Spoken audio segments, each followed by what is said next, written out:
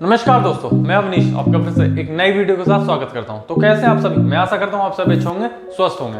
दोस्तों, आपने नदियों के नाम काफी सुने होंगे। विश्व में कई बड़ी बड़ी नदियां मौजूद हैं। किसी को लंबी नदी का दर्जा प्राप्त है और किसी को बड़ी नदी का दर्जा प्राप्त है, और चाहे किसी को व्यस्त नदी का दर्जा प्राप्त है।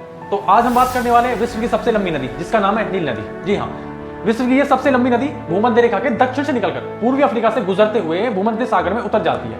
जी हाँ, नील नदी की लंबाई की बात की जाए तो इसकी लंबाई 4162 मील है और लगभग 6650 किलोमीटर। और नील नदी के अफवाह बेसिन के क्षेत्रफल की बात की जाए तो इसका अफवाह क्षेत्रफल जो है 12,93,000 वर्ग मील है, और किलोमीटर में बात की जाए तो 33,49,000 वर्ग किलोमीटर। जी हाँ, नील नदी जिसकी उत्पत्ति 3 करोड़ वर्ष पुरानी बताई जाती है। जी हाँ, नील नदी नील नदी से प्राचीन मिस्र के जो लोग थे वो उससे अपने घर बनाने की जो मुख्य सामग्रियां थी उन्हें प्राप्त कर रहे थे। दोस्तों, नील नदी के बारे में हम आगे बात करते हैं विस्तार से, तो बने रहिएगा वीडियो में। चलते हैं आगे कुछ फैक्ट के साथ।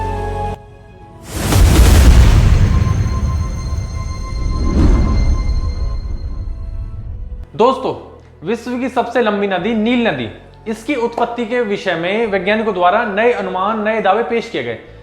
वैज्ञानिकों का मानना है कि इसकी उत्पत्ति जो है वो पिछले अनुमान थे इसकी उत्पत्ति के, उनके मुकाबले यह 6 गुना और ज्यादा पुरानी हो सकती है। एक नए अध्ययन के अनुसार वैज्ञानिकों ने यह दावा किया कि इसकी जो उत्पत्ति है वो कम से कम 30 मिलियन यानी 3 करोड़ वर्ष पहले हुई थी। मतलब इसकी जो उत्पत्ति है वो अब नए अनुमान रखे गए कि इसकी उत्पत्ति 3 करोड़ वर्ष भाई पहले हुई है। नील नदी अफ्रीका की सबसे बड़ी विक्टोरिया झील से होकर सहारा मरुस्थल के पूर्वी भाग को पार करती हुई यह उत्तर में भूमध्य सागर में उतर जाती है, और कर्क रेखा के आसपास के जो वर्षा वनों हैं उनसे होते हुए यह नदी युगांडा, इथोपिया, मिस्र और सूडान से होकर बहती है और काफी लंबी घाटी का भी विस्तार भी करती है। एक अध्ययन के शोधकर्ताओं में अमेरिका के ऑस्टिन स्थित टेक्सास विश्वविद्यालय यानी यूटी के शोधकर्ताओं को शामिल किया जाता है, और इस अध्ययन के दौरान शोधकर्ताओं ने पाया कि नील नदी की जो स्थलाकृति की प्रकृति है वो दक्षिण से उत्तर की ओर झुकी हुई है, और इसका जो कारण है वो मैग्मा से बनी चट्टानें भी हो सकती हैं।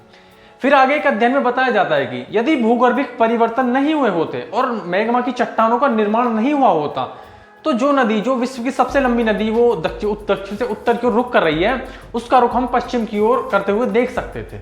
निष्कर्ष के आधार पर शोधकर्ताओं ने पाया कि इथोपियाई पठारों की जो इथोपियाई हाईलैंड्स की जो ऊंचाई है वो लाखों वर्षों से एक जैसी है, और इसका कारण हाईलैंड्स के नीचे दबी मेटल की चट्टानें हैं।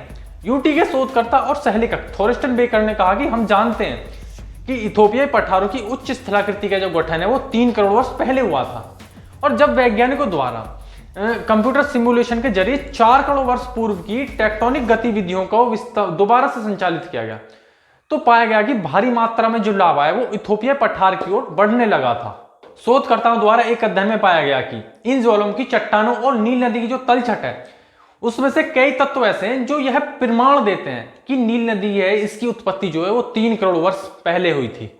हजारों सालों से नील नदी ने पूर्वोत्तर अफ्रीका के माध्यम से अपने घुमावदार रास्तों के साथ घाटियों को उर्वरित किया है और प्राचीन सभ्यताओं को सहारा भी दिया है, और आज भी परिवहन और सिंचाई के एक महत्वपूर्ण मार्ग के रूप में यह नदी नील नदी काम कर रही है।